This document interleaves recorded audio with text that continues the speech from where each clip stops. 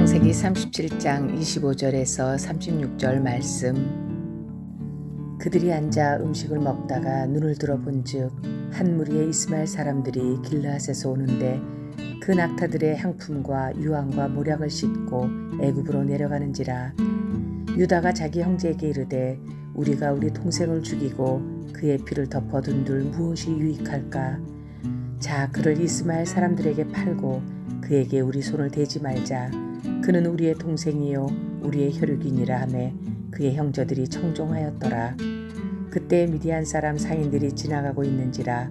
형들이 요셉을 구덩이에서 끌어올리고 은 20에 그를 이스마엘 사람들에게 팔매 그 상인들이 요셉을 데리고 애굽으로 갔더라.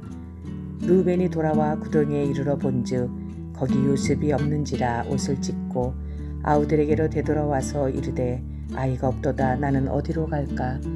그들이 요셉의 옷을 가져다가 순염소를 죽여 그 옷을 피에 적시고 그의 채색옷을 보내어 그의 아버지에게로 가지고 가서 이르기를 우리가 이것을 발견하였으니 아버지의 아들의 옷인가 보소서 하매 아버지가 그것을 알아보고 이르되 내 아들의 옷이라. 악한 짐승이 그를 잡아먹었도다. 요셉이 분명히 찢겼도다 하고 자기 옷을 찢고 굵은 배로 허리를 묶고 오래도록 그의 아들을 위하여 애통하니 그의 모든 자녀가 위로하되 그가 그 위로를 받지 아니하여 이르되 내가 슬퍼하며 스올로 내려가 아들에게로 가리라 하고 그의 아버지가 그를 위하여 울었더라.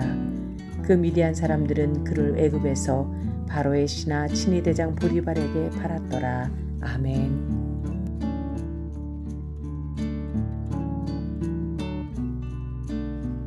함께 기도하겠습니다. 하나님, 나를 구원하시기 위하여 예수 그리스도를 이 땅에 보내시고 또 그 구원의 은혜를 계속해서 증거하여 주시는 은혜 감사합니다. 오늘도 말씀 속에 우리에게 보여주시는 그 놀라운 구원의 은혜가 우리에게 고백되게 하여 주옵소서. 이 모든 말씀 예수님 이름으로 기도하였습니다. 아멘. 할렐루야.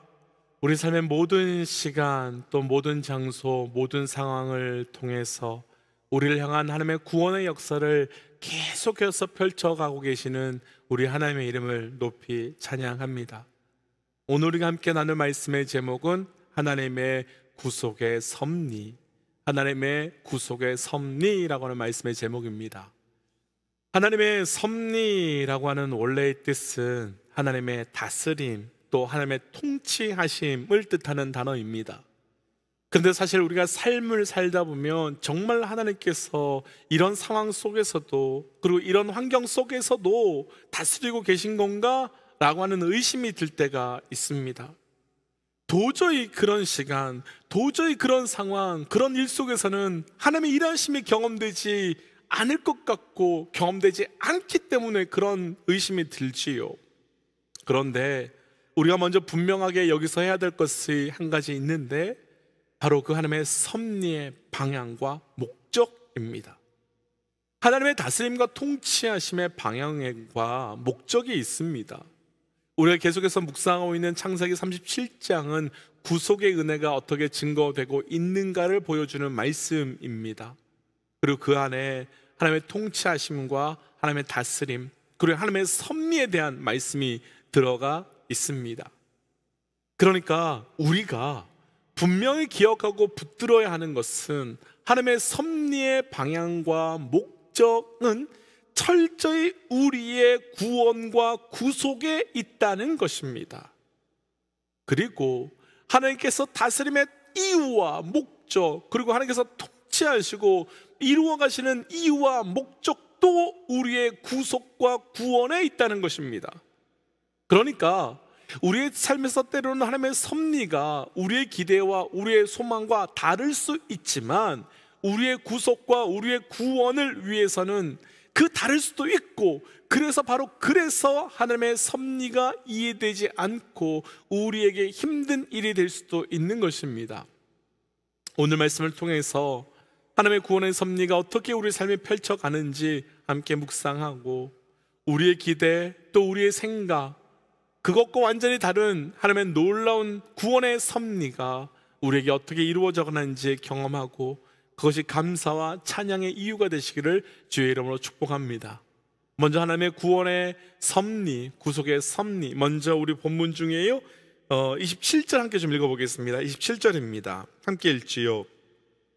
자, 그를 이스라엘 사람들에게 팔고 그에게 우리 손을 대지 말자.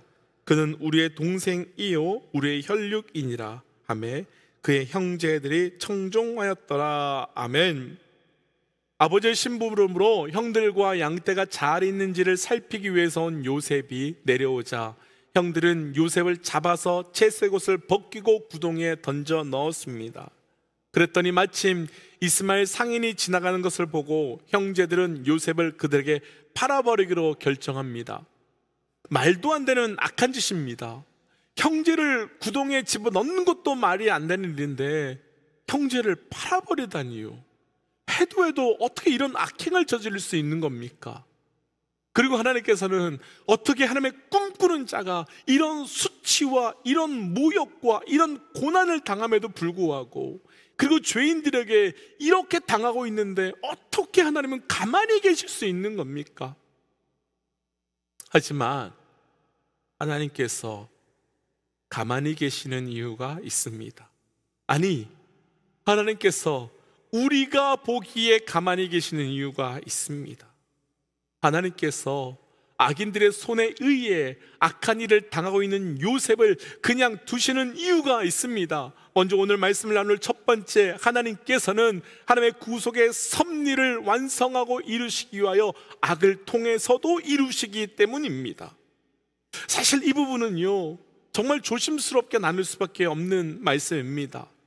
왜냐하면 하나님께서 악을 통해서 하나님의 섭리를 이루신다라고 하면 하나님께서 악을 사용하신다는 뜻이 되고, 악을 사용하신다고 하면 거룩한 하나님께서 어떻게 악을 사용할 수 있는가라고 하는 반문이 생길 수밖에 없기 때문입니다. 그래서 악을 통해서 하나님께서 일하신다라고 할 때 그 정확한 의미는 악을 통해서 일하시는 것이 아니라 악에도 불구하고 일하신다는 것이고, 악이 있음에도 불구하고 계속 하나님의 통치는 멈추지 않고 계속된다는 뜻입니다. 다시요, 하나님께서 악을 통해서 일하신다는 것은 악이 있음에도 불구하고 하나님의 통치가 계속된다는 것을 우리에게 말씀하고 계신 겁니다. 그래서 이 부분에서 우리에게 필요한 것이 하나 있습니다. 바로 하나님을 향한 믿음입니다. 바로 하나님을 향한 신뢰입니다. 하박국서를 통해서 이 부분을 조금 더 묵상해 보고 싶습니다. 하박국서는 단지 딱 3장으로 이루어진 아주 짧은 말씀입니다. 그런데 1장이 시작되자마자 하박국은 하나님께 하나님의 백성들이 어떻게 악인에게 이렇게 고난을 받고 있고 악인에게 핍박을 당하는데 그냥 가만히 계실 수 있느냐면서 원망하며 따지는 말씀으로 시작이 됩니다. 그때 하나님께서는 바로 다음 2장이 시작되자마자 의인은 믿음으로 말미암아 산다라고 하는 이상한 답을 주십니다. 왜 원망하는 하박국에게 의인은 믿음으로 산다라고 하는 그것으로 답을 주시는 걸까요? 왜 그렇게 말씀해 주시는 걸까요?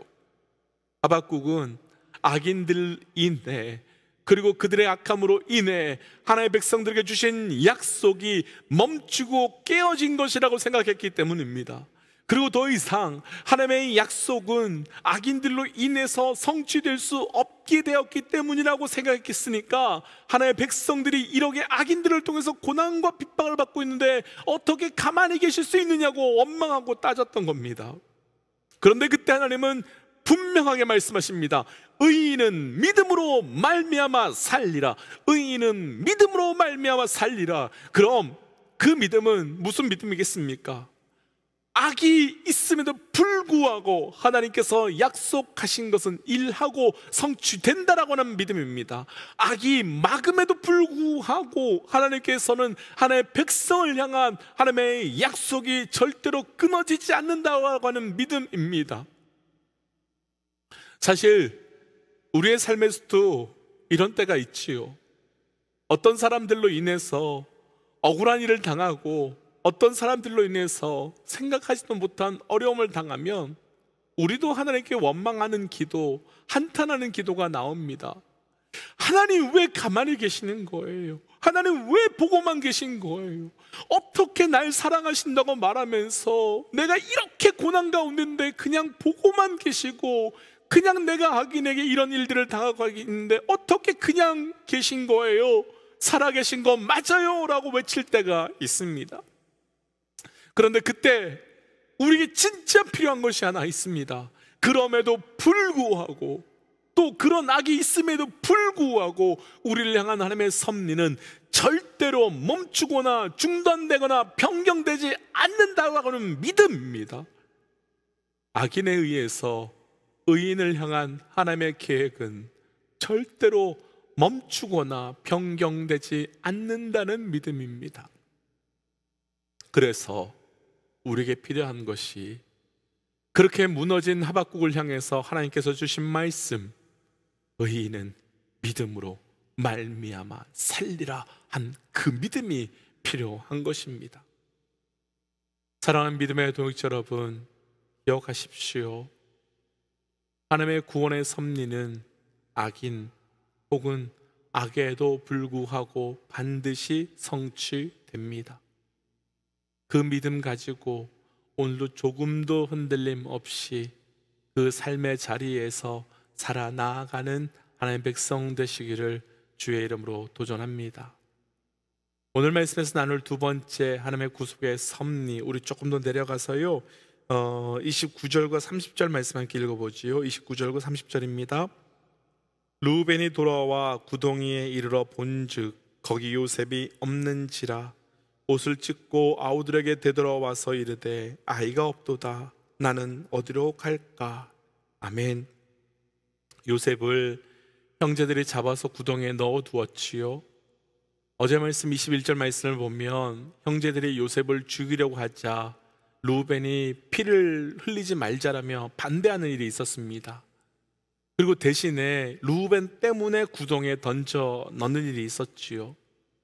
그런데 르우벤이 잠깐 자리를 비운 사이에 형제들은 요셉을 멀리 팔아버렸고, 요셉을 사라진 것을 안 르우벤이 요셉이 사라진 것으로 인하여 통곡합니다. 르우벤이 통곡하는 것을 보면 르우벤은 분명히 요셉을 잠깐 구덩이에 넣긴 했지만 다시 끄집어 내어서 집으로 돌려보내려고 계획했었던 것 같습니다. 그런데 돌아와 보니까 르우벤 자신의 계획이 완전히 실패했습니다. 자신의 계획이 완전히 무너졌습니다. 자신의 그 선하고도 선한 의도가 완전히 깨어졌습니다. 그래서 르우벤은 통곡했습니다. 역사에는요, 만약이라는 것이 없지만 아주 만약에 여기서 르우벤의 계획이 성공했다면 어떻게 됐을까요?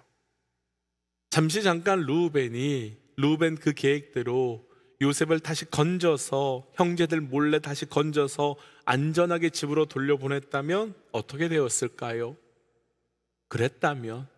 만약 그랬다면 요셉은 애굽으로 내려갈 기회가 없었을 것이고, 이후에 기근이 온 땅을 덮었을 때도 그 가족들을 살릴 수 없었을 것이며, 궁극적으로는 그의 백성 이스라엘 민족이 애굽 땅에서 내려오며 그곳에서 있었을 모든 일들이 다 막혔을 것입니다. 그런데 르우벤은 실패했지요. 그리고 그 르우벤의 실패가 요셉의 애굽으로 내려가는 통로가 되었습니다. 오늘 말씀을 나누고 싶은 두 번째 하나님의 구속의 섭리, 하나님의 구속의 섭리는 우리의 실패를 통해서도, 때로는 우리의 실패를 가지고서도 일하시는 분이라는 겁니다.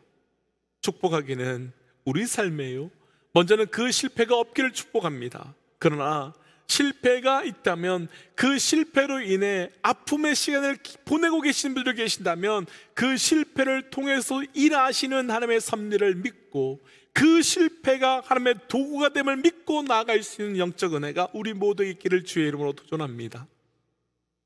분명 하나님은 그 르우벤의 실패를 놀랍도록 사용하셨습니다. 루벤은 아마도 자신의 계획이 실패하자 너무 고통스러웠을 것이고, 내가 조금만 더 신경 썼으면, 내가 조금만 서둘렀다면 그런 후회로 가득해 있었을 겁니다. 더구나 루벤의 계획과 생각은 너무 선하고도 너무 좋은 의도였습니다. 그러니 선한 계획과 선한 의도가 실패했으니 그 마음이 얼마나 더 힘들었겠습니까? 우리도 그렇지요. 가정에서요, 우리도 선한 생각, 직장에서요, 우리도 선한 계획, 그리고 교회에서도요, 이런저런 모양으로 하나님께서 주신 선한 의도와 선한 생각과 선한 계획으로 무엇을 해보려고 했는데 앞뒤가 막히고 사람들의 반대하고 이해해주지 않아서 실패할 때가 있습니다. 그런데 하나님의 섭리는요, 성공으로만 일하시고 역사하시는 것이 아니라는 겁니다. 하나님의 섭리는 우리의 완전하고도 완벽한 실패 없는 계획으로만 일하시는 분이 아니시라는 겁니다. 하나님은 그 우리의 완전한 실패를 통해서도, 완전히 무너진 그 실패를 통해서도 일하신 분이라는 겁니다. 저도 그렇지만 우리 모두는 실패를 두려워하지요. 실패를 싫어합니다. 그러나 괜찮습니다. 그 실패와 실수에도 하나님은 일하심을 완성하실 분이시기 때문입니다. 사랑하는 믿음의 동역자 여러분, 실패를 두려워하지 마시고 실수를 염려하지 마십시오. 우리 하나님은 그 실패와 실수를 통해서도 구속의 섭리를 놀랍도록 이루어 가실 것입니다. 오늘 말씀에서 하나님의 구속의 섭리의 통로가 되는 것이 한 가지 더 나오는데, 그것이 바로 고난입니다. 오늘 말씀에서 요셉은요, 구덩이라고 하는 고난에, 그 형제들에게 배신이라고 하는 고난에 빠지게 되었지요. 그런데 요셉은 그 고난 때문에 애굽으로 내려갑니다. 그리고 특별히 오늘 말씀 25절을 보면 향품과 유악과 모략을 싣고 애굽으로 내려갑니다. 향품, 유향, 모략, 생각나는 거 없으신지요? 맞습니다. 예수님께서 태어나셨을 때 동방박사들이 드려진 예물이며, 동시에 예수님께서 돌아가신 이후에 무덤 속에 찾아왔던 여인들과 니고데모가 온 예수님의 장례를 준비한 물품입니다. 예수님께서는 인간이 되시는 고난을 통해, 그리고 죽으시는 고난을 통해 우리를 향한 하나님의 구속의 섭리를 완성하셨고, 하나님께서는 우리의 고난을 통해서 하나님의 그 구속의 섭리를 완성해 가신다는 겁니다. 축복하기는 지금 우리 믿음의 동역자들이 경험하시는 그 고난의 일들이 하나님의 섭리 가운데 운행되고 있음을 믿고 나아가십시오. 그래서 우리가 경험하고 있는, 또 경험하게 될 그 고난이 하나님의 구속과 구원의 섭리를 완성시키는 일들이 될 것입니다. 그래서 오늘 말씀을 가지고 이렇게 좀 기도하고 싶습니다. 하나님, 하나님의 놀라운 구원의 섭리를 온전히 믿고 나아갈 수 있는 그 믿음을 허락하여 주옵소서. 그 믿음으로 나아갈 때 우리 가운데 일하시는 하나님의 놀라운 섭리가 우리 삶 가운데 나의 생각, 나의 계획, 나의 뜻과 완전히 다를지라도 완전히 성취됨을 경험케 하여 주옵소서라고 함께 이 시간 말씀 기억하며 기도의 자리로 나아가겠습니다. 함께 기도하지요. 하나님, 오늘 주셨던 말씀을 붙들고 나아갑니다. 하나님, 그렇습니다. 우리 하나님은 나의 생각과 나의 뜻과 나의 계획과 완전히 달라도 일하시고 역사하실 하나님을 믿습니다. 하나님, 오늘도 우리에게 그렇게 역사하시고 일하실 하나님의 놀라운 일하심, 놀라운 역사, 놀라운 그 일들이 우리 가운데 증거되게 하여 주시옵고, 그 하나님의 일하심을 통한 하나님의 그 놀라운 일하심이 우리 구속의 섭리로 증거되게 하여 주시옵소서. 하나님의 그 구속의 섭리를 믿습니다. 하나님, 먼저 그 하나님의 구속의 섭리가 우리의 생각과 우리의 계획과 완전히 다르다 할지라도 철저히 믿고 신뢰하며 나아갈 수 있는 그 믿음을 우리에게 더하여 주시옵소서. 하나님, 우리의 실패, 우리의 고난과 우리의 무너짐을 통해서도 일하시는 하나님을 믿습니다. 하나님, 우리가 우리의 것으로 구속의 섭리를 이루어가는 자가 아니라 하나님께서 이루어가심을 믿고 나아가게 하여 주시옵고 오늘도 그 믿음으로 살게 하여 주옵소서. 이 모든 말씀 예수님 이름으로 기도하였습니다. 아멘. 사랑하는 믿음의 동역자 여러분, 모든 구속의 섭리는 우리가 이루는 것이 아니라 하나님께서 이루어 가십니다.